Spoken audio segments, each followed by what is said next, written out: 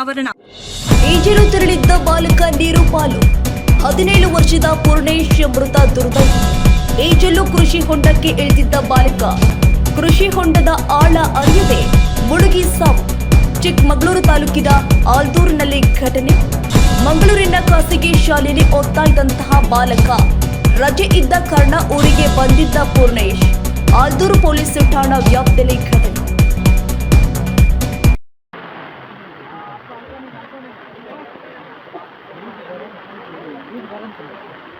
ನೀರು ಹಾಕೊಂತಾನೆ ಊರು ಹಿಡಿತಾನೆ ಬೀಚ್ ಬರ್ಕೊಂತ